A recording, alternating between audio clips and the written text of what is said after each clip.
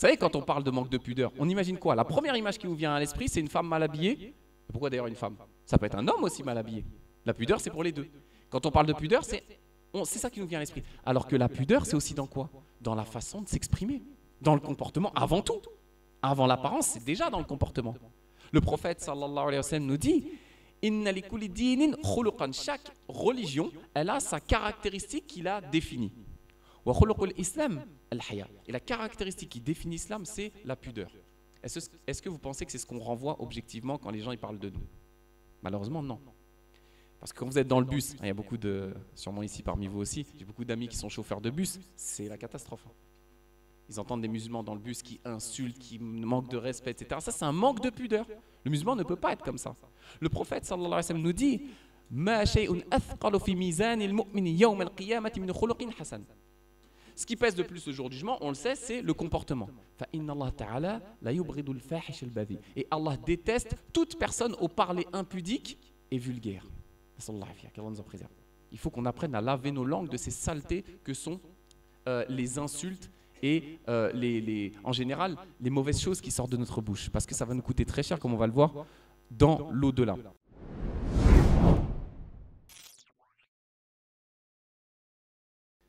Bismillah, alhamdulillah, wassalatu wassalamu ala rasulillah wa ala alihi wa sahbihi wa man walah. Amma ba'd, assalamu alaykum wa rahmatullah.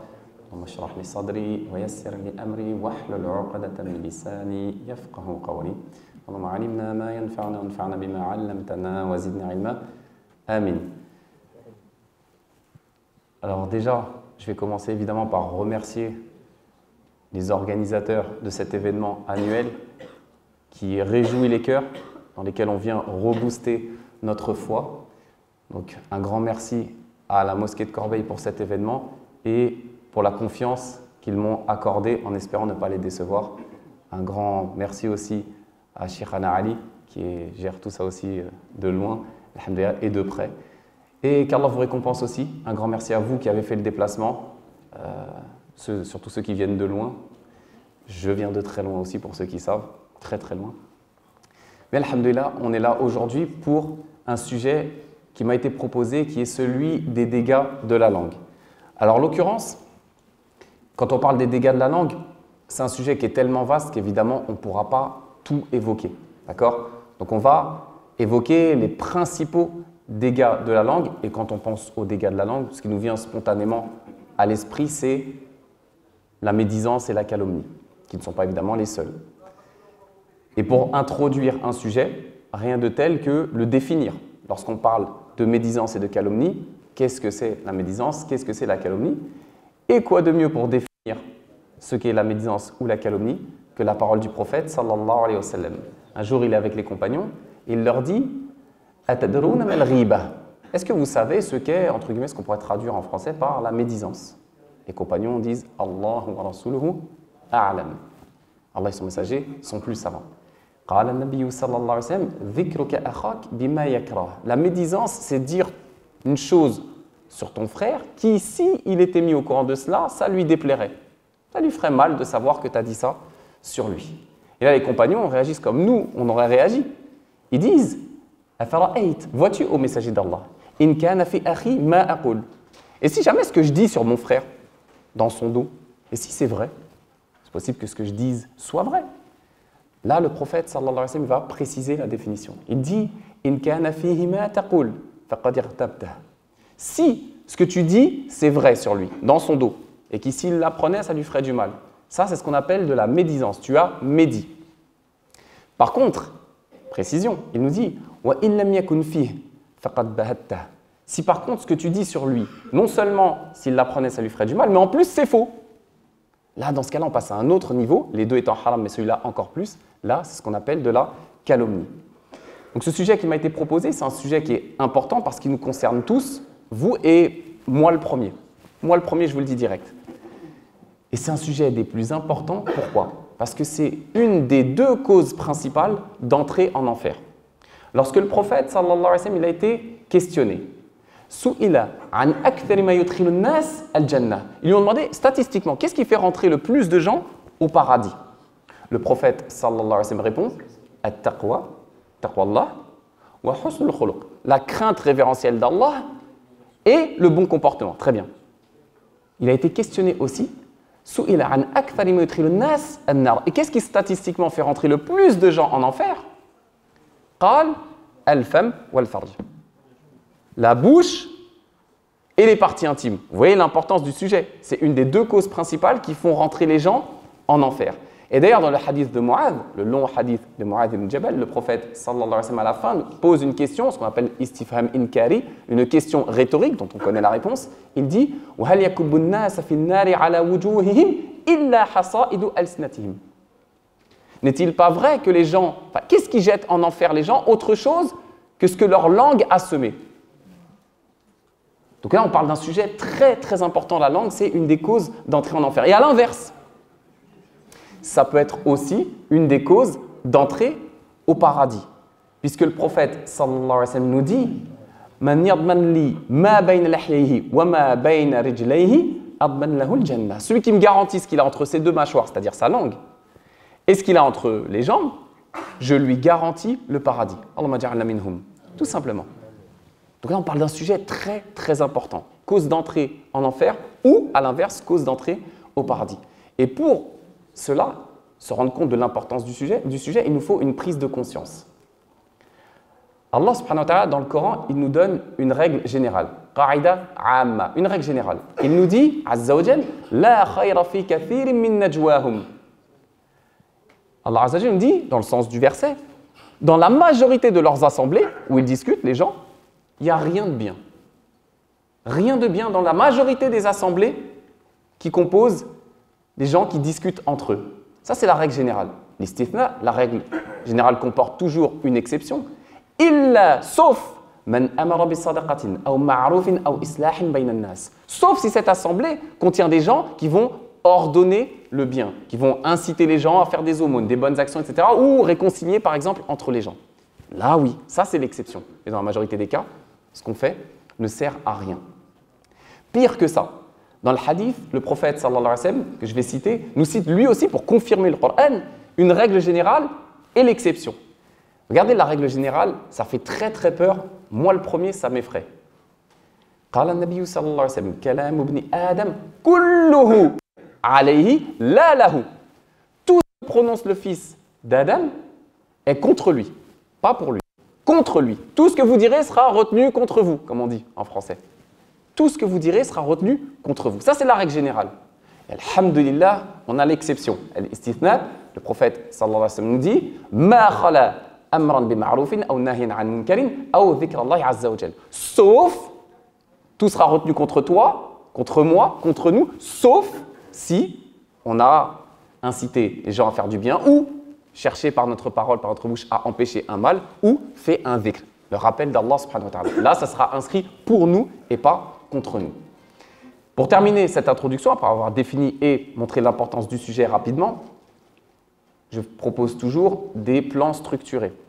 Sauf que le temps m'étant compté, je n'ai pas pu faire un plan très complexe, donc je vais me contenter d'un plan très très simple d'intervention, à savoir, première partie, les causes principales des dégâts de la langue, deuxièmement, les conséquences, et troisièmement, les remèdes. Causes, conséquences, remèdes. Simple et incha'Allah, bi'idhnillahi ta'ala, efficace. Donc on commence par les causes. Évidemment, là aussi, la liste ne sera pas exhaustive. Je ne peux pas lister toutes les causes en 40 minutes qui mènent à certains dégâts de la langue. Donc je vais en citer quelques-uns qui sont très répandus parmi vous et parmi nous, je m'inclus dans le tas. Premièrement, qu'est-ce qui cause la médisance, la calomnie, la moquerie, les insultes, etc. Le premier qui m'est venu à l'esprit spontanément, je ne sais pas pour vous, c'est la polémique. Qu'est-ce qu'on aime la polémique? Tout le temps en polémique. Et la polémique, il y en a deux types. Madhmoum, Mahmoud. Il y a une bonne polémique, dans le sens un échange scientifique, où on essaye de chercher la vérité dans le respect. Ça, on n'en parle pas. Mais la polémique stérile, la polémique qui pousse à insulter son frère d'innovateur, de mécréant, etc., ou d'ignorant, ça, non. Ou pire que ça, des insultes avec des gros mots. Et ça, c'est un signe d'égarement. Quand vous voyez des gens qui aiment la polémique, ce type de polémique condamnable dont on parle, c'est un signe d'égarement. Ce n'est pas moi qui le dis, c'est le prophète sallallahu alayhi wa sallam. Ma dalla qawmun ba'da huda kanu alayhi illa utu al-jadal. un peuple n'a pas été guidé et ensuite égaré sans qu'on trouve en lui quoi comme caractéristique? La polémique. Donc attention à la polémique. Sur Internet particulièrement. Nous, on a vécu à une époque où, quand on avait des débats religieux, il n'y avait pas Internet encore, ça n'existait pas. À l'époque, on a commencé à utiliser, enfin ça existait, mais on n'avait pas accès. Maintenant, tu mets une photo d'une pomme sur Insta, tu dis ceci est une pomme, wow, là tu vas créer une polémique. Les gens ils vont dire oui, mais non, mais parce que tu vas créer une polémique. Ceci est une pomme. On polémique sur tout. Et ça, c'est très très grave. C'est très très grave quand on polémique dans la politique, alors qu'on n'est pas des politiciens. C'est très très grave quand on polémique dans le sport, alors qu'on n'est pas forcément des footballeurs. Mais c'est encore plus grave quand on polémique dans la religion, alors qu'on n'en a pas les outils. Et malheureusement, nous les musulmans, on cumule deux tares, deux défauts, qui lorsqu'ils sont fusionnés ensemble, vont donner un cocktail explosif. Le premier, j'en ai souvent parlé, c'est ce qu'on appelle l'ultra-crépidérianisme. C'est le fait de vouloir parler de tout, donner son avis sur tout. Le fiqh, la médecine, la politique, le sport, tu veux donner ton avis sur tout, alors que tu n'as pas les compétences. Donc encore pire dans la religion. Imaginez ça, une personne qui a ce défaut-là de vouloir parler sur tout, qui mélange un autre défaut, qui est ce qu'on appelle le syndrome de Dunning-Kruger. Je n'ai pas le temps de vous expliquer ça en détail, mais en gros, il a été prouvé, même s'il y a une petite divergence en vérité sur le syndrome, mais il a été prouvé que les plus incompétents dans un domaine sont ceux qui ont le plus confiance en eux. En gros, c'est ceux qui en connaissent le moins qui parlent le plus. Donc tu veux donner ton avis sur tout, mais en plus, tu as confiance en toi, tu penses que tu connais alors que tu ne connais pas. Vous imaginez le cocktail? C'est ça qu'on a sur les réseaux sociaux, c'est pour ça que tout le monde parle de religion sur les réseaux sociaux et tout le monde veut donner son avis sans aucune science. Et cela relève de qui? De la stratégie du diable. Pourquoi les gens ils se mettent en avant sur les réseaux sociaux pour parler de religion alors qu'ils n'ont pas les compétences? C'est le diable qui les pousse. Allah Azza wa Jalla nous dit وَلَا تَتَّبِعُوا خُطُوَاتِ الشَّيْطَانِ. Ne suivez pas les pas du diable, il est pour vous un ennemi déclaré. إِنَّهُ لَكُمْ عَدُوٌّ مُبِينٌ. Écoutez la suite. إِنَّمَا يَأْمُرُكُمْ بِالسُّوءِ وَالْفَحْشَاءِ. Il ne vous ordonne que le mal et la turpitude. وَأَن تَقُولُوا عَلَى اللَّهِ مَا لَا تَعْلَمُونَ. Et il vous pousse à dire sur Allah ce que vous ne savez pas, parlez sans science. Mets-toi sur les réseaux, tu vas avoir des followers, etc. Même si tu n'as pas de science, ce n'est pas grave. Les gens ils vont te suivre. Donc ça, c'est un gros problème. Et rappelez-vous que quand on parle de dégâts de la langue, et je vais le prouver un petit peu plus tard, ça inclut aussi les gestes. Quand vous mettez des commentaires sur les réseaux sociaux, quand on parle sur les réseaux par SMS, ce que vous voulez, Snap, Insta, etc., ça sera compté aussi. Même nos enfants, on leur apprend que le jour du jugement, Allah subhanahu wa ta'ala va faire témoigner quoi? Nos mains. Tous les commentaires que tu as mis, la médisance, la calomnie que tu as fait sur les réseaux sociaux, qu'on a fait sur les réseaux sociaux, nos mains vont témoigner contre nous. Comme Allah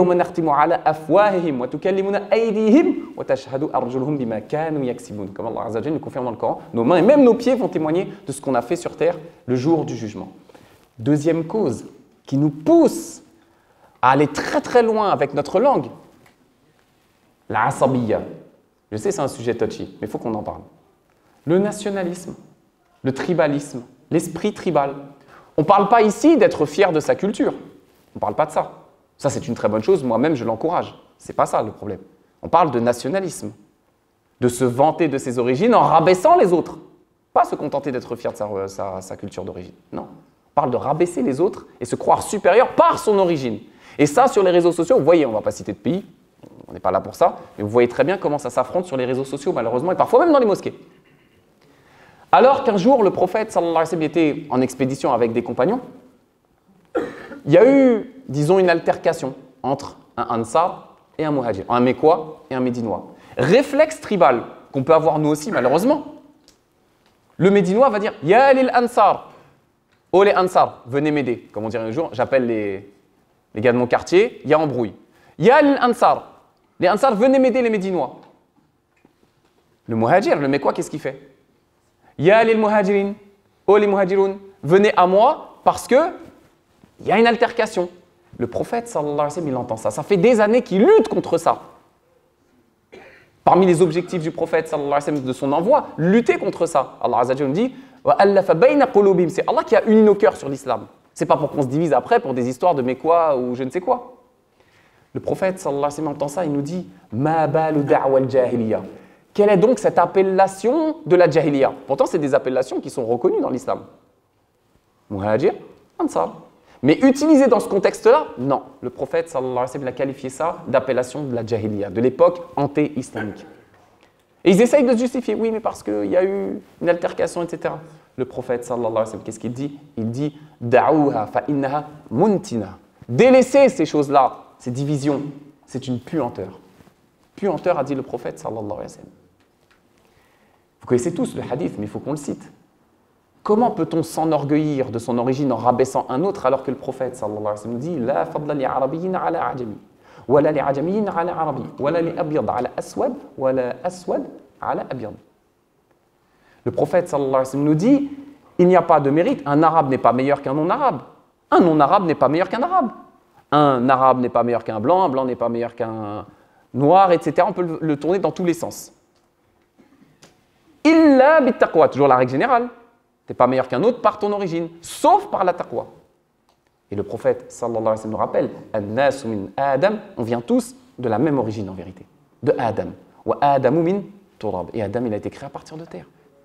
Donc ça ne sert à rien de t'enorgueillir de ton frère sur un autre, ton origine sur ton frère, alors que tu as la même origine en vérité. Une autre cause, malheureusement, qui engendre beaucoup de dégâts de la langue, médisance, calomnie, insulte, etc., c'est le manque de pudeur et de adab. Le manque de pudeur. Vous savez, quand on parle de manque de pudeur, on imagine quoi? La première image qui vous vient à l'esprit, c'est une femme mal habillée. Pourquoi d'ailleurs une femme? Ça peut être un homme aussi mal habillé. La pudeur, c'est pour les deux. Quand on parle de pudeur, c'est ça qui nous vient à l'esprit. Alors que la pudeur, c'est aussi dans quoi? Dans la façon de s'exprimer, dans le comportement, avant tout. Avant l'apparence, c'est déjà dans le comportement. Le prophète, sallallahu alayhi wa sallam, nous dit Inna li kulli dinin khuluqan. Chaque religion, elle a sa caractéristique qui la définit. Wa khuluqul islam al-haya. Et la caractéristique qui définit l'islam, c'est la pudeur. Est-ce que vous pensez que c'est ce qu'on renvoie objectivement quand les gens ils parlent de nous? Malheureusement, non. Parce que quand vous êtes dans le bus, il y a beaucoup de, sûrement ici parmi vous aussi, j'ai beaucoup d'amis qui sont chauffeurs de bus. C'est la catastrophe. Ils entendent des musulmans dans le bus qui insultent, qui manquent de respect, etc. Ça, c'est un manque de pudeur. Le musulman ne peut pas être comme ça. Le prophète sallallahu alayhi wa sallam nous dit Ma shay'un athqalu fi mizan al-mu'min yawm al-qiyamati min khuluqin hasan. Ce qui pèse le plus au jour du jugement, on le sait, c'est le comportement. Fa inna Allah ta'ala la yubridu al-fahish al-badhi. Et Allah déteste toute personne au parler impudique et vulgaire. Qu'Allah nous en préserve. Il faut qu'on apprenne à laver nos langues de ces saletés que sont les insultes et en général les mauvaises choses qui sortent de notre bouche. Parce que ça va nous coûter très cher, comme on va le voir dans l'au-delà. Vous savez, parfois, un papa et une maman ont bien élevé leur enfant. Ils parlent bien à la maison, donc l'enfant prend exemple et il parle bien. Mais des fois, ça vient de l'extérieur. Pas toujours, mais des fois, ça vient de l'extérieur.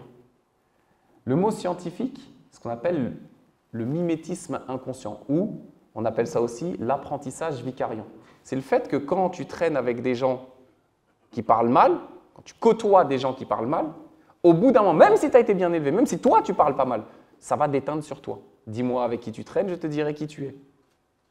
Ça, c'est un gros problème. Le prophète, sallallahu alayhi wa sallam, il nous donne une métaphore qui est incroyable lorsqu'il nous dit les bonnes assemblées et les mauvaises assemblées, les gens bien que tu fréquentes et les gens mauvais, c'est l'image de comme un vendeur de parfum ou un forgeron. Le vendeur de parfum, quand tu rentres dans son magasin, au minimum, tu vas profiter de sa bonne odeur. Voire même, il va t'en vendre et tu vas acheter du parfum, tu ressortiras, tu sentiras bon. Dans tous les cas, tu es gagnant. C'est du gagnant-gagnant. Ça, c'est une bonne relation avec des gens bien. Par contre, une relation avec des gens mauvais, ils ont toujours une mauvaise influence sur toi. Le prophète, sallallahu alayhi wa sallam, donne l'exemple du forgeron. Le forgeron, quand tu rentres dans son échoppe, dans sa boutique, au minimum, tu seras dérangé par sa mauvaise odeur. Parce que ça sent mauvais, le fer, etc. Voire même, il y a peut-être même des étincelles qui vont venir brûler ton vêtement. Dans tous les cas, tu es perdant. Voilà l'exemple des mauvaises assemblées. On est toujours perdant. Et vous savez, aussi, si on parle aussi mal avec nos langues, si on commet autant de péchés avec nos langues, vous savez pourquoi aussi? Je réfléchis, je dis pourquoi? Ben, je vais vous dire une idée que j'ai eue. C'est parce qu'on a le temps. On a le temps. Moi, je ne comprendrai jamais le phénomène des haters. Les gens qui vont sur les réseaux sociaux et qui vont mettre des commentaires sur les vidéos des gens, etc. Oui, nanana, etc. Lui, ceci, lui, cela. Simplement, sans animosité. Ces gens-là, je leur pose la question. Mais comment trouvez-vous le temps de faire ça? Il y a une vidéo qui sort, 10 minutes après, il y a 50 commentaires. Pourquoi vous avez le temps de faire ça? L'imam Shafi'i, il a dit "An-nafs illam tashghalha bil haqq, shaghalatka bil batil."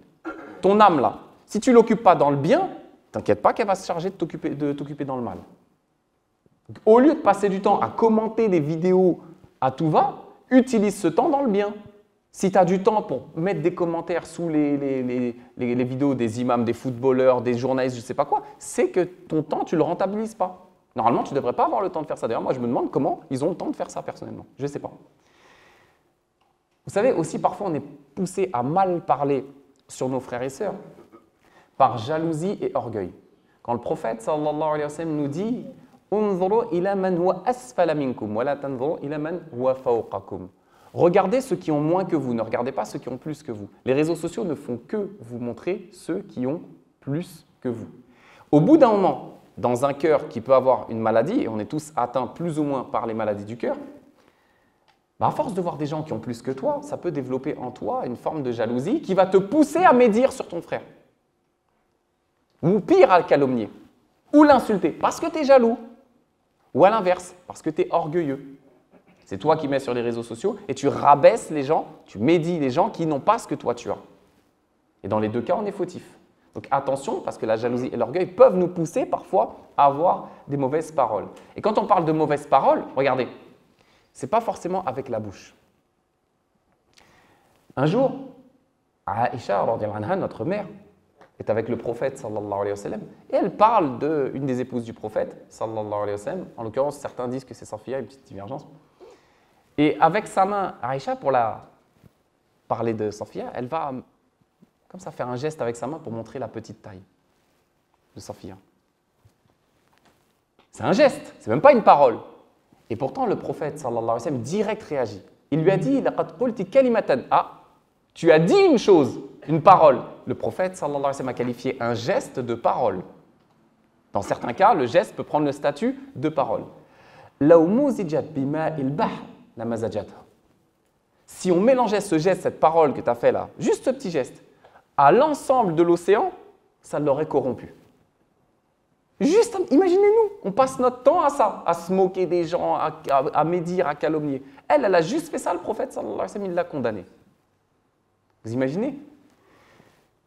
Et malheureusement, là je vais contextualiser, on est beaucoup touché aussi par la médisance et la calomnie à cause de ce qu'on appelle en islam su'u-dhann, la mauvaise présomption.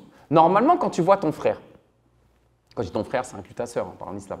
Quand tu vois ton frère, ta sœur, le principe de base que tu dois avoir, c'est husnul dhann, la bonne pensée, la bonne opinion de ton frère. Il a dit quelque chose, peut-être de pas bien, il a fait quelque chose. Je lui trouve une excuse.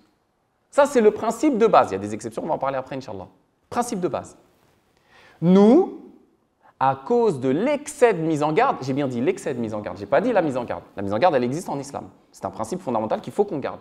Mais à cause de l'excès de mise en garde, on a inversé le principe de base, qui est normalement husnul dhann, la bonne opinion, on l'a transformé en mauvaise opinion. Maintenant, les gens, ils sont touchés. Dès qu'ils voient quelqu'un qui parle, mauvaise opinion. C'est qui, pourquoi, comment, non, je me méfie, etc. Pourquoi tu te méfies? De base, c'est quelqu'un de bien. Sauf si effectivement, il y a quelque chose de prouvé contre lui. Mais de base, c'est husnul dhann. Donc, à force de mitrailler les gens sur les réseaux sociaux avec des mises en garde qui, disons-le nous, 95% des mises en garde, c'est médisance, calomnie, voire mensonge. On le sait. Calomnie, médisance, mensonge, des fois les trois en même temps. Et dans certains cas, c'est nécessaire, il faut le faire.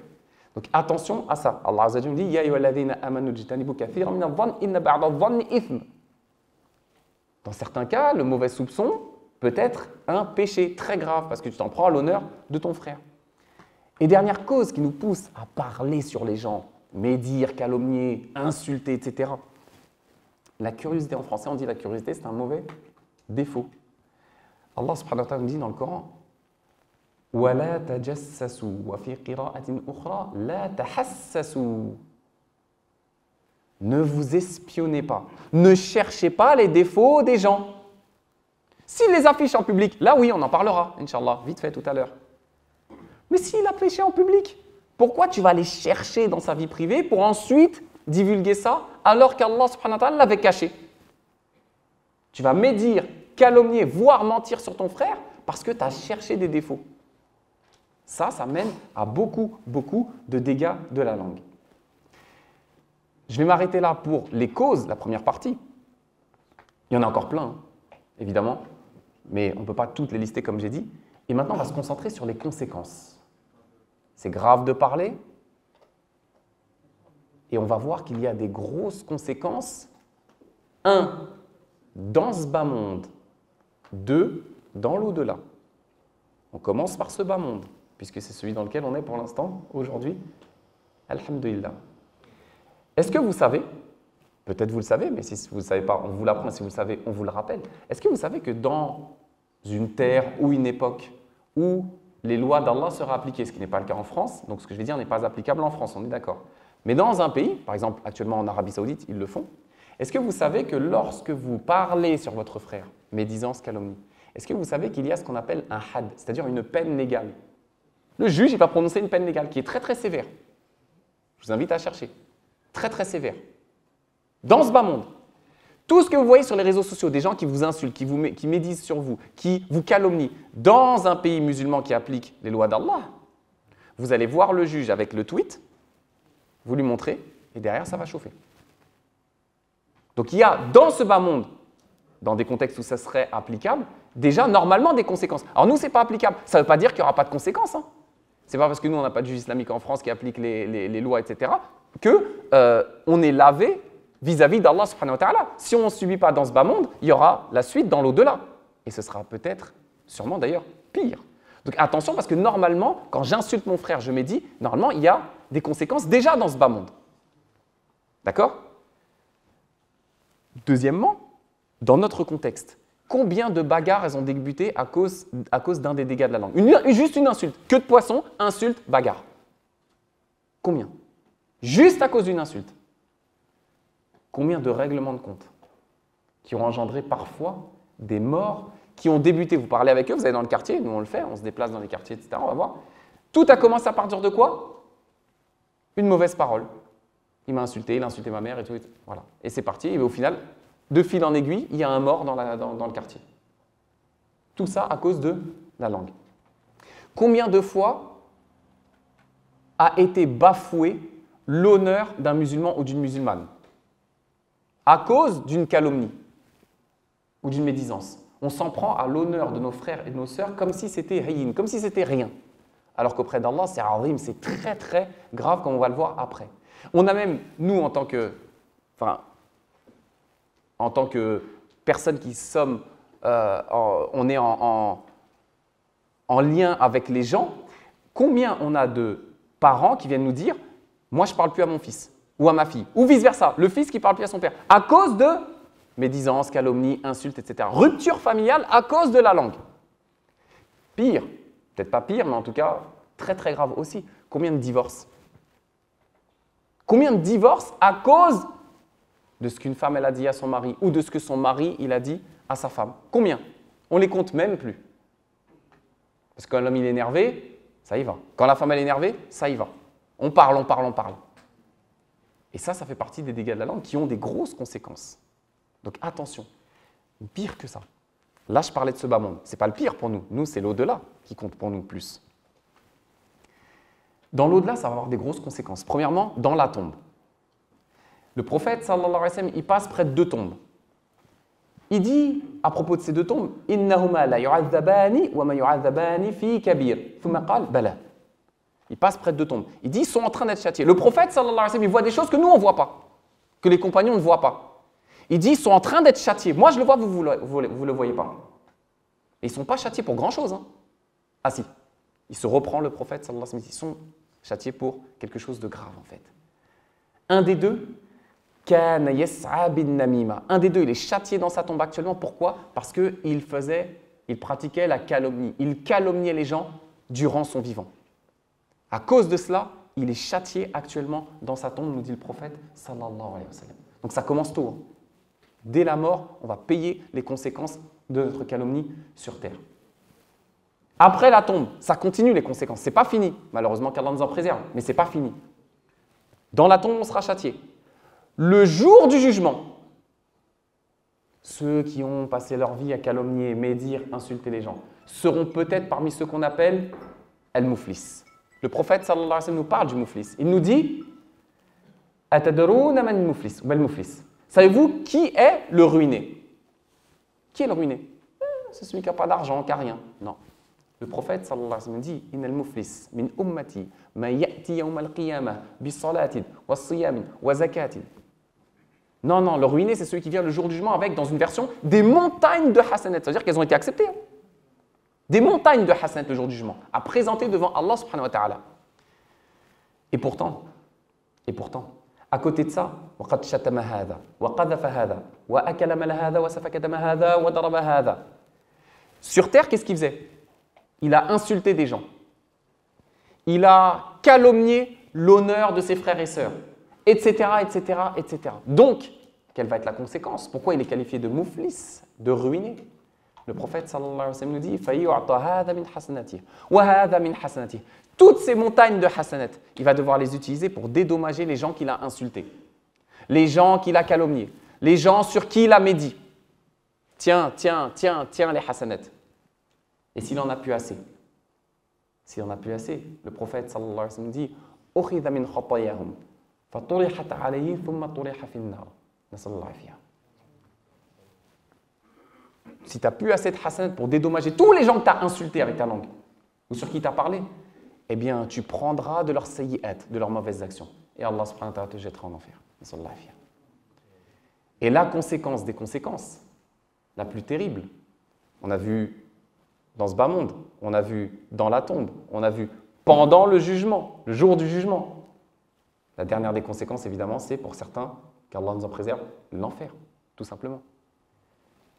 Il y a une sourate qu'on récite souvent dans la prière. Elle est courte, très forte en termes de sens, évidemment. C'est Al-Humaza. Vous savez, quand on récite dans la prière, souvent on récite de manière mécanique. On ne pense pas à ce que ça veut dire. Je vais vous déléguer mon rôle de conférencier. Quand vous allez rentrer chez vous, Inch'Allah, vous allez prendre un tafsir en français.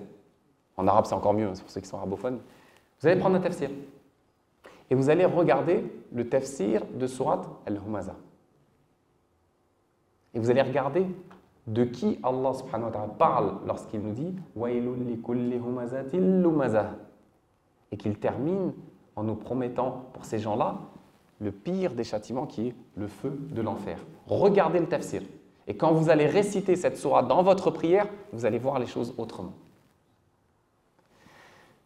Pour terminer,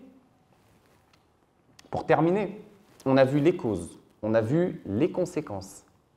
Il faut terminer sur une note positive et on va évoquer maintenant les remèdes. Il y a deux types de remèdes aux dégâts de la langue. Les remèdes préventifs, c'est-à-dire en amont, et les remèdes curatifs.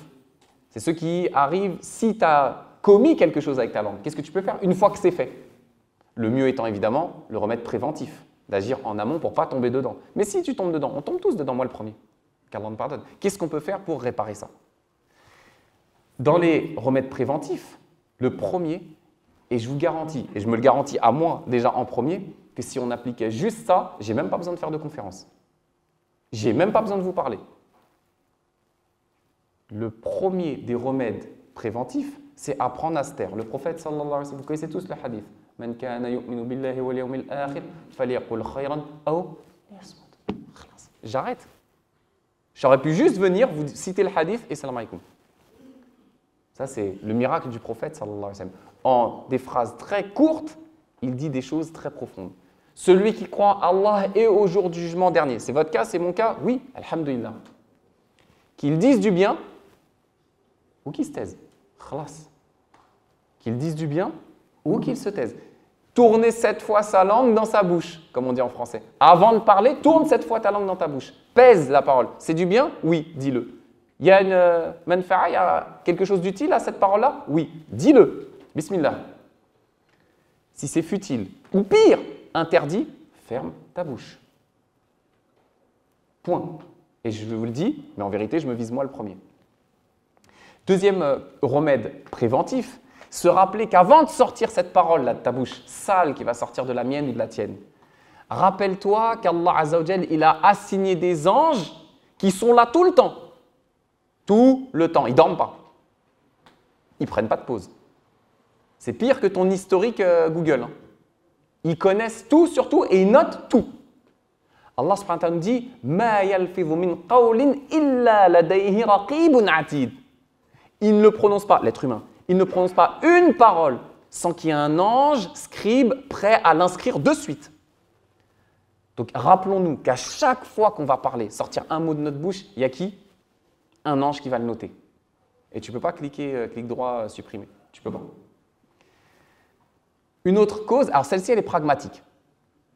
Une autre cause, pardon, un autre remède préventif, c'est éviter soi-même, on se connaît, vous vous connaissez, je me connais, évitons de nous mettre nous-mêmes, je vais m'adresser à moi en premier parce que moi, on est tous concernés encore une fois, mais il faut qu'on évite de se mettre dans des situations dans lesquelles on sait que ça peut mener à un des dégâts de la langue.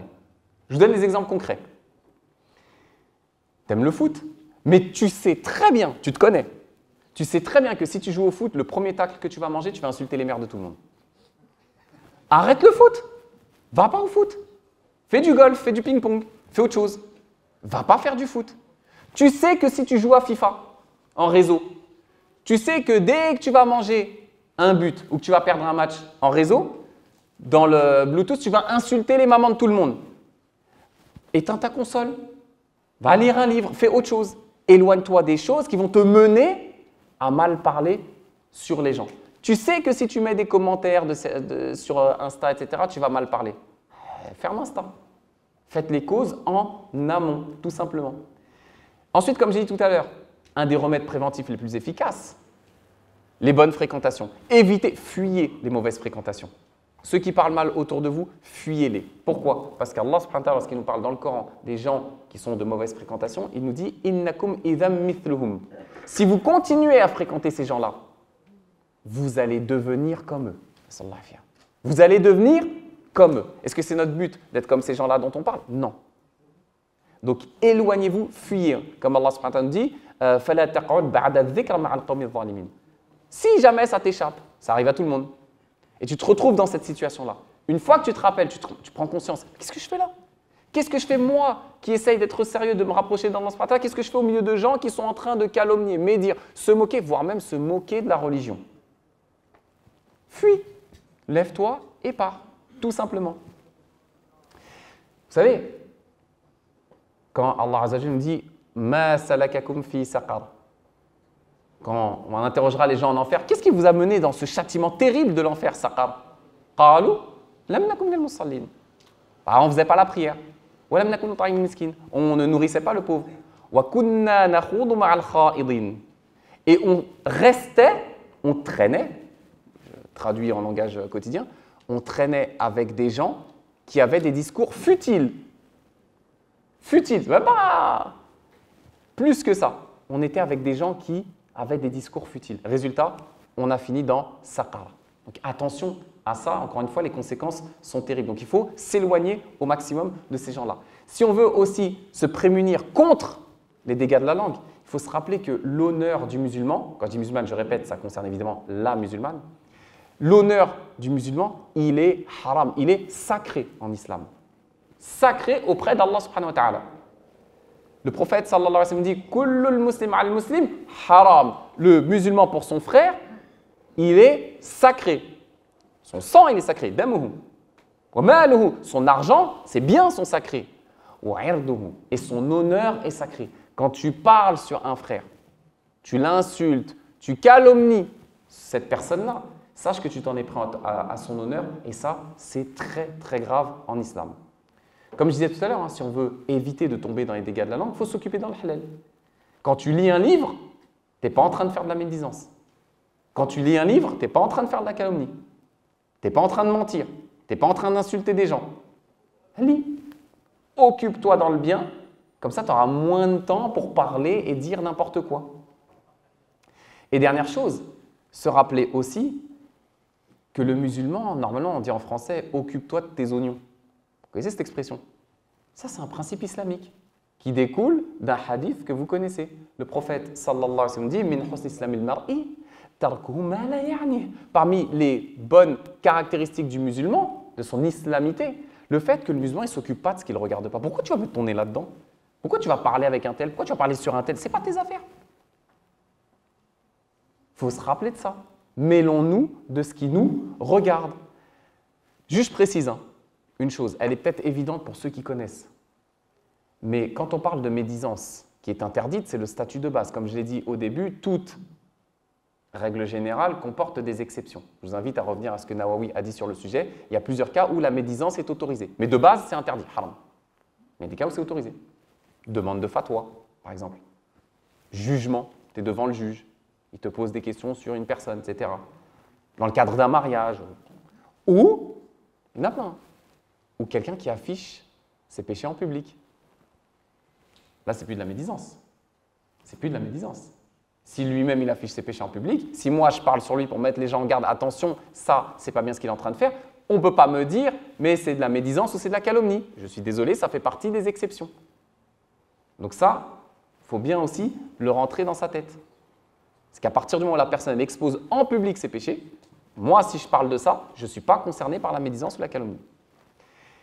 Dernière partie, j'ai dit dans les remèdes préventifs, en amont, avant de tomber, pour éviter de tomber dans la calomnie, mais si on tombe dedans, enfin calomnie, médisance, insulte, mais si on tombe dedans, qu'est-ce qu'on fait?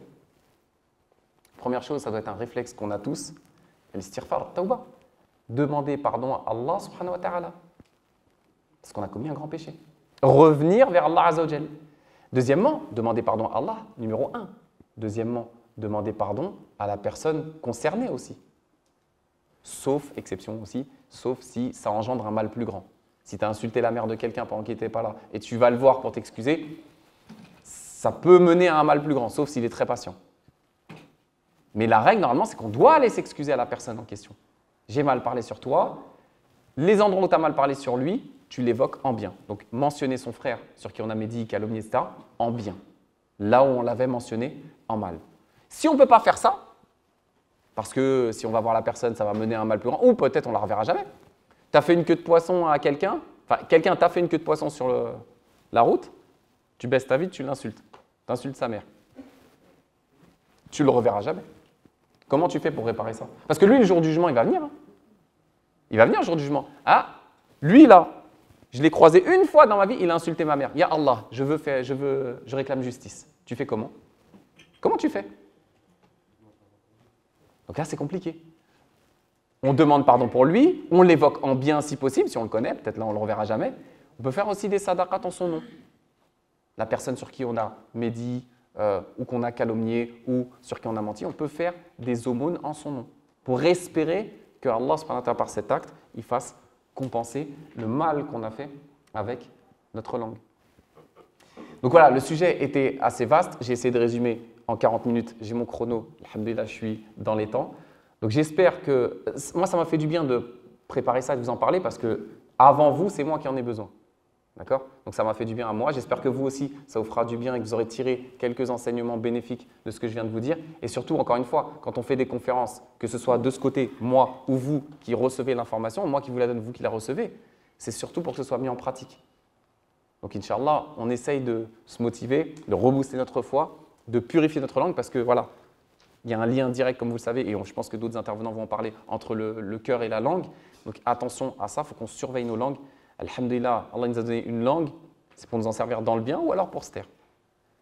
Barakallahu fikoum. En tout cas, je vous remercie d'avoir été présent, du déplacement. Subhanakallahumma wa bihamdik, nashhadu an la ilaha illa ant, nastaghfiruka wa natubu ilayk.